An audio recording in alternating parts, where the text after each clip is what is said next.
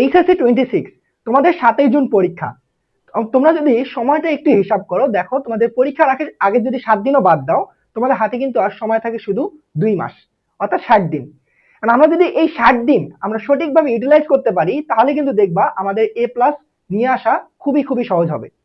আমরা কয়েকটা টাইপের স্টুডেন্ট কিন্তু আছি, এখনো আমাদের কিন্তু সম্পূর্ণ সিলেবাস কারই শেষ হয়নি। ম্যাক্সিমাম স্টুডেন্টের দেখা যায় যে আমাদের 30 থেকে 45% আমাদের কিন্তু সিলেবাস এখনো বাকি আছে। তো আমাদের এই প্রত্যেকটা স্টুডেন্টের টাইপ গুলাকে যদি একটু ভালো করে দেখি, দেখো পিসিএমবি অর্থাৎ ফিজিক্স কেমিস্ট্রি ম্যাথ অ্যান্ড বায়োলজির যদি চিন্তা করি, আমরা সব থেকে বেশি সময় দিয়েছি এই সাবজেক্ট গুলাতে। দেখো ফিজিক্স কেমিস্ট্রি ম্যাথ বায়োলজি থেকে আমরা কয়েকটা টাইপের স্টুডেন্টকে যদি একটু অবজার্ভ করি, দেখো কিছু টাইপের স্টুডেন্ট আছে যাদের 30% সিলেবাস শেষ হয়ে গেছে পিসিএমবি তে বেশি সময় দেওয়ার ফলেও কিন্তু। আরেকটা দেখো কিছু টাইপের স্টুডেন্ট আছে 50% শেষ হয়েছে, ওরা ভাবছিল আর হয়তো 1 মাস পরে পরীক্ষাটা হবে, তাহলে আমরা আরো স্মুথলি শেষ করতে পারবো। কিন্তু আরো কিছু একটা টাইপের স্টুডেন্ট যদি আমি দেখি, তাদের দেখো 70% আমাদের কিন্তু সিলেবাস শেষ। তাহলে দেখো সবগুলা স্টুডেন্টের মধ্যে কারো না কারো কিন্তু কিছু না কিছু পার্সেন্টেজ কিন্তু আমাদের সিলেবাস এখনো বাদ আছে।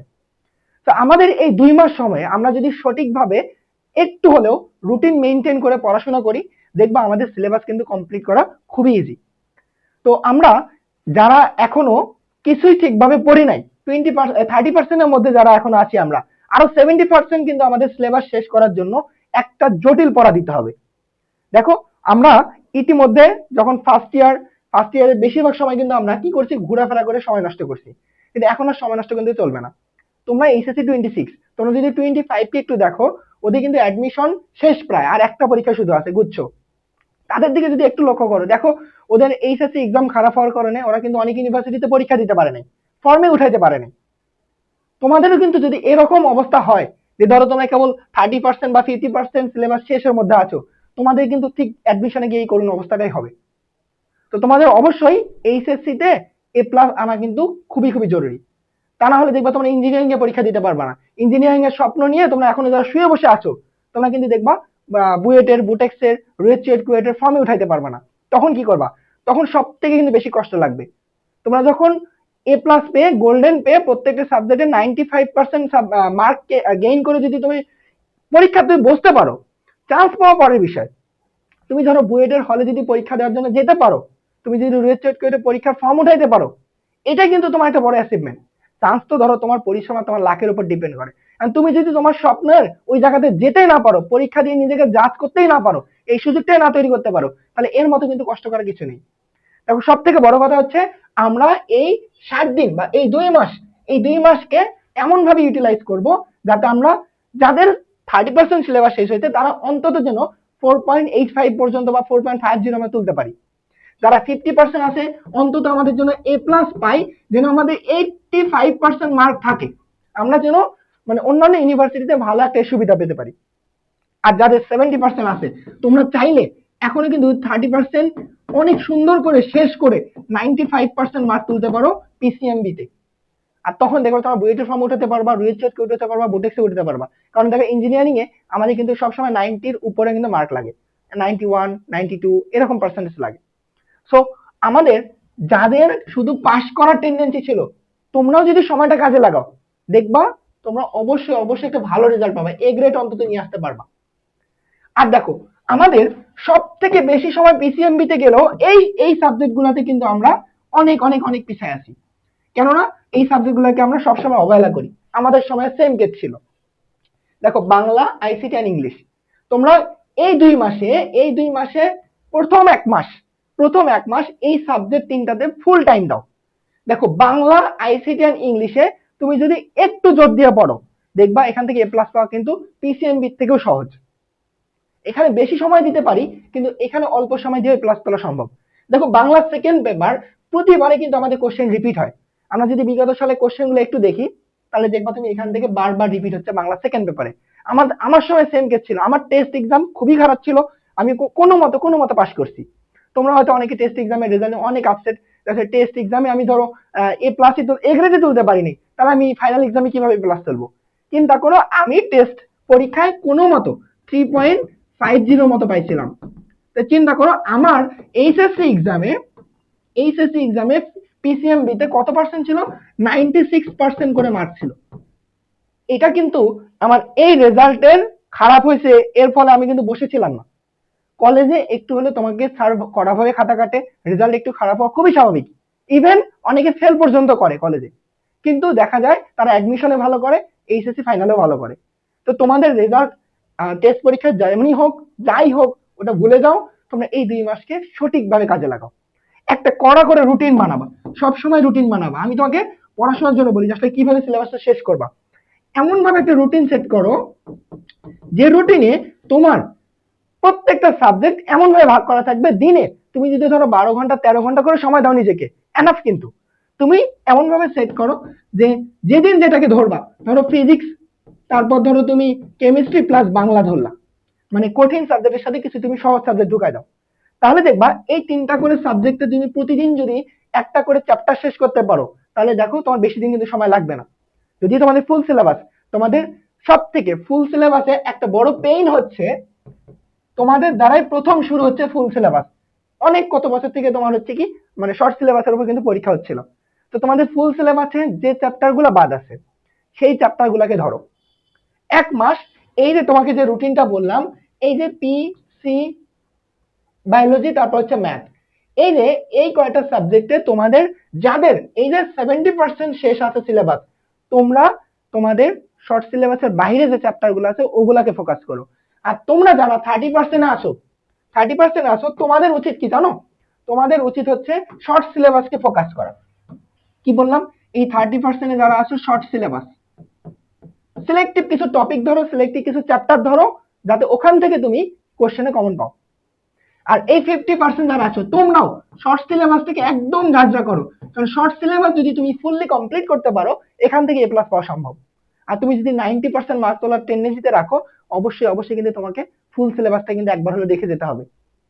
তো তোমাদের হাতে যেহেতু বেশি সময় নেই, আমি তোমাদের এই 2 ক্যাটাগরি স্টুডেন্টকে বেশি হাইলাইট করলাম, যে তোমরা কি করবা, তোমরা শর্ট সিলেবাসের প্রত্যেকটা চ্যাপ্টারকে এমন ভাবে পড়ো মানে এখান থেকে কোশ্চেন আসলে তোমরা কোনোভাবে মিস না দাও পরীক্ষা হলে।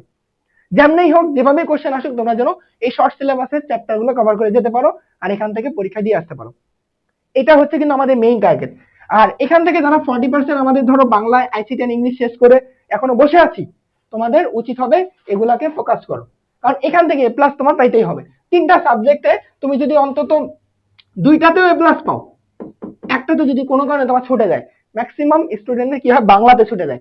কারণ বাংলাতে এ প্লাস তোমার হচ্ছে ফার্স্ট পেপার অনেক কিছু লিখতে হয়, সেকেন্ড পেপার অনেক পরীক্ষা ভালো হয়, কিন্তু ফার্স্ট পেপার অনেক কিছু লিখতে হয়, সিকিউ গুলো লিখতে হয়। এখানে কিন্তু ধরো তোমার এমসিকিউ আবার ধরো কনফিউজ থাকে অনেক, যে তোমার এমসিকিউ গুলোর টাইপ গুলো বুঝতে একটু সমস্যা হয়। সো তারপরও চেষ্টা করবা যেন first paper, Bangla first paper পরীক্ষা একটু খারাপ হতে পারে, যেমনটা আমারও হয়েছিল, কিন্তু সেকেন্ড পেপারে বেশি হাইলাইট করো। কি বললাম, সেকেন্ড পেপার। এই সেকেন্ড পেপারে বাংলায় সব থেকে বেস্ট এক্সাম দেওয়া যায়, সেকেন্ড পেপারটাকে তোমরা হাইলাইট করো, তাহলে দেখবা বাংলায় তোমার এ প্লাসটা চলে আসবে। কত দেখো, এ প্লাস পেতে লাগে তোমার কত, 160, 80 করে 160। তো তুমি 200-র মধ্যে 160 মার্ক পাওয়া কিন্তু খুবই ইজি, একটু চেষ্টা করলেই।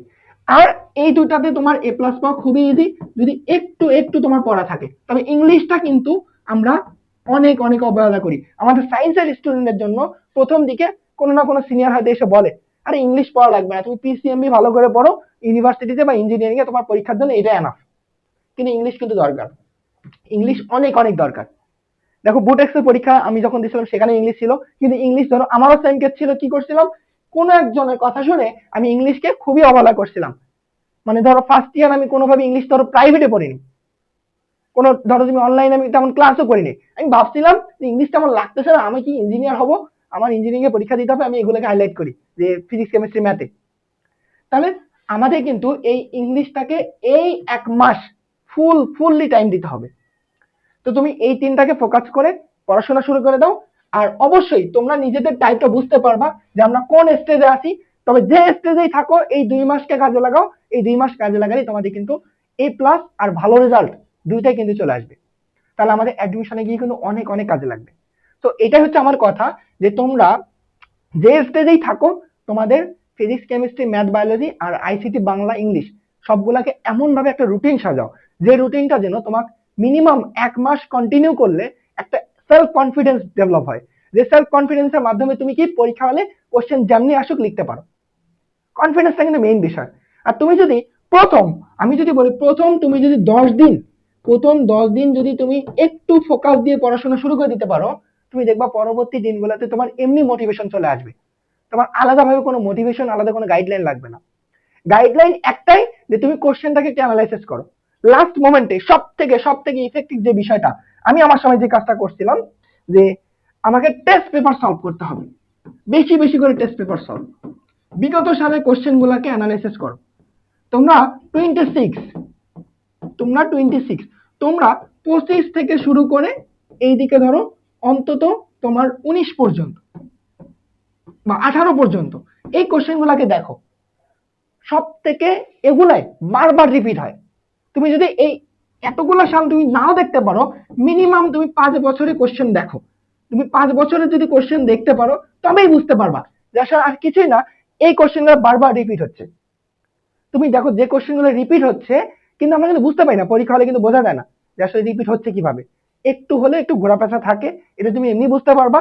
কিন্তু 5 বছরের কোশ্চেন অ্যানালাইসিস করে তুমি এমন ভাবে একটা নোট করো, এমন খাতায় রাখো, যে তুমি ধরো ফিজিক্স পড়তেছো, তুমি ফিজিক্সে কি করবা, যে ফিজিক্স থেকে দেখবা যে যে কোশ্চেন গুলো একটা চ্যাপ্টার, তুমি শর্ট সিলেবাসকে হাইলাইট করতেছো, ধরো তুমি শর্ট সিলেবাসকে হাইলাইট করলা, যে দেখো যে চ্যাপ্টারটাকে তুমি ধরবা, যে তুমি ধরো ভেক্টরকে ধরলা, ভেক্টর থেকে দেখবা প্রতিবারে যে টাইপের কোশ্চেন গুলো বারবার আসতেছে, ওগুলাকে একটা খাতায় লিখে রাখো। সাথে সাথে তো তুমি যখন ভেক্টর পড়া শুরু করবা, ওই ভেক্টরের যত ধরনের ফর্মুলা আছে একটা পেজে লেখা শুরু করো। দেখো, তো তোমার একটা সাবজেক্টের একটা চ্যাপ্টার নিয়ে আমি তোমাকে বললাম, তুমি কি করবা, ভেক্টর শুরু করবা। ভেক্টর থেকে শুরু করে তুমি দেখবা ইম্পর্টেন্ট কোশ্চেন কোনগুলো বারবার রিপিট হচ্ছে, ওগুলা লিখে রাখলা, যাতে তুমি পরীক্ষার আগে একবার এটা পড়ে যেতে পারো। আরেকটা কাজ কি করবা, ওই চ্যাপ্টারে তোমার যতগুলো সূত্র আছে তুমি একটা খাতায় লিখে রাখবা। আমার সময় আমি সেম কাজ করছিলাম, যে প্রত্যেকটা চ্যাপ্টারে যত ধরনের ফর্মুলা আছে সুন্দর করে আমি একটা খাতার মধ্যে লিখে রাখছিলাম। ফিজিক্সের একটা খাতা, কেমিস্ট্রির, ম্যাথের, তো 3টা আমার খাতা ছিল। 3টা খাতাতে প্রত্যেকটা চ্যাপ্টার থেকে প্রত্যেকটা ফর্মুলা গুলো অন্তত ছিল। আর সাথে সাথে যেগুলো শর্টকাট আমি শিখছিলাম, ওই শর্টকাট গুলো ওখানে লিখে রাখছিলাম, যাতে পরীক্ষার আগের দিন আমার বিশাল পড়াশোনা করতে না হয়, যাতে আমি এগুলো দেখেই ভালো করে পরীক্ষা দিতে পারি।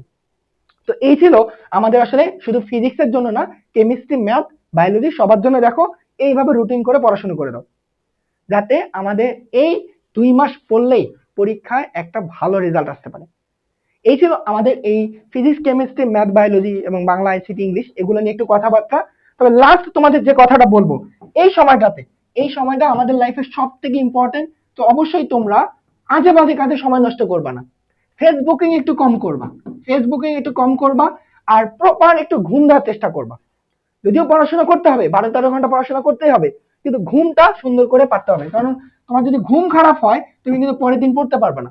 অনেকে বলবে যে তুমি 4-5 ঘন্টা করে ঘুমায় তুমি পড়াশোনা করো, প্রচুর পড়তে হবে। পড়তে তো হবে, কিন্তু তোমার ঘুমটা মাস্ট ভালো করে কিন্তু রাখতে হবে। তোমার কিন্তু না হলে যা পড়বা সব ভুলে যাবা। এটা আমার একটা এডমিশন এমন হয়েছিল, যে ধরো প্রচুর পড়ছিলাম, মনে হয়েছিল যে আসলে পড়লেই আমি পরের দিন ভালো দিতে পারবো, কিন্তু পরের দিন আমি পুরো ব্ল্যাঙ্ক, আমি তেমন কিছু দিতেই পারি না, আউটপুট আমার খুব খারাপ ছিল। তো অবশ্যই তোমার এই পড়াশোনার জন্য তোমার এই যে ফেসবুকিং এ বেশি টাইম দিবা না, ইনস্টাগ্রাম, তারপর তোমার অন্যান্য যত সোশ্যাল মিডিয়া আছে তুমি একটু কম ইউজ করবা। ইউটিউবটা রাখো, ইউটিউবটা থেকে তোমার একটু ধরো ক্লাসগুলো দেখবা, গাইডলাইন গুলো দেখে তুমি তোমার পড়ানোটাকে একটু গুছাই নাও। অবশ্যই তোমার গুছাই নিয়ে পড়তে হবে, নাহলে সবকিছু তোমার এলোমেলো হয়ে যাবে। তো এই ছিল তোমাদের এইচএসসি 26, যারা তোমরা 7 জুন পরীক্ষা দিচ্ছ, তোমাদের জন্য একটা শর্ট গাইডলাইন এবং শর্ট একটা তোমার ধরো একটা হচ্ছে বলা যায় ওই মোটিভেশন। বাট এই মোটিভেশন বড় মোটিভেশন না, self motivation is the best motivation. তুমি নিজেকে যখন মোটিভেটেড করতে পারবে যে আসলে আমার এইচএসসি তে ভালো রেজাল্ট দরকার, অ্যাডমিশনে ভালো করা দরকার, তো এইটাই হচ্ছে তোমার বড় মোটিভেশন। আমরা জাস্ট তোমাকে একটা ধরো মানে প্রভাবক হিসেবে জাস্ট তুলে দিব, বাকিটা তোমার দায়িত্ব। তো তোমরা রুটিন সাজাও, ইচ্ছা মতো রুটিন সাজাও। রুটিন হয়তো তুমি মেনটেন করতে পারবা না, রুটিন তোমার মেনটেন করতে গিয়ে ধরো ভালো একটা ঝামেলা পড়ে যাবা, কিন্তু রুটিনটা তুমি যেদিন তৈরি করবা, দেখবা ওই রুটিন তৈরি করার 3-4 দিন কিন্তু ভালো পড়াশোনা হয়। ওই 3-4 দিনে কিন্তু এনাফ। তুমি যখন এই 3-4 দিন ভালো করে পড়বা, পরবর্তীতে হয়তো রুটিন ব্রেক হতে পারে, আবার তুমি একটা রুটিন মেনটেন করো, দেখবা আবার 3-4 দিন ভালো পড়া হবে। এইভাবে রুটিনে কিন্তু একটা গুরুত্ব এটাই, যে আসলে তোমার অন্তত একটা এক্সেলেশনটা ভালো হয় পড়াশোনার। তো এটা হচ্ছে কথা, যে তোমরা পড়াশোনায় মন দাও। এই 2 মাস অনেক ভালো সময়। 2 মাস কিন্তু ধরো 60 দিন অনেক। তুমি যদি ধরো 60 দিন আমার মাঝখানে যদি আমার ঈদের বন্ধ যায়, ঈদের বন্ধ, তারপর ধরো পরীক্ষার আগে আগে তোমার ধরো অন্যান্য অনেক টেনশনে তোমার ধরো পড়াশোনা মাঝখানে বন্ধ হবে, তুমি পড়তে পারবে না। তারপরে তুমি যদি মিনিমাম তুমি এই 60 দিনের 50 দিনকে কাজে লাগাতে পারো, তাহলে দেখবা তুমি ভালো রেজাল্ট করতে পারবা। তো এটাই ছিল কথা। তোমরা 26 এর বাচ্চারা, তোমরা আমাদের কাছ থেকে তোমাদের শর্ট সিলেবাস বা ফুল সিলেবাস থেকে যে চ্যাপ্টার গুলোর ক্লাস চাও, যে তোমাদের কোন চ্যাপ্টারে বড় প্রবলেম আছে, এগুলো তোমরা কমেন্টে বলো, যাতে তোমাদের ওই প্রবলেম গুলো সলভ করার জন্য আমরা সব সময় রেডি থাকতে পারি। তো তোমাদের যদি কোনো এমসিকিউ ক্লাস দরকার পড়ে বা সিকিউ ক্লাস দরকার পড়ে, যদি কোনো চ্যাপ্টারে স্পেসিফিক সাজেশন দরকার পড়ে যে চ্যাপ্টারের টপিক ওয়াইজ, সেটাও বলে দাও, আমরা তোমাদের ফিজিক্স কেমিস্ট্রি ম্যাথে ফুল দায়িত্ব নিব। তো তোমরা সবাই ভালো থাকো, পড়াশোনার জন্য সবাই প্রস্তুত হয়ে যাও।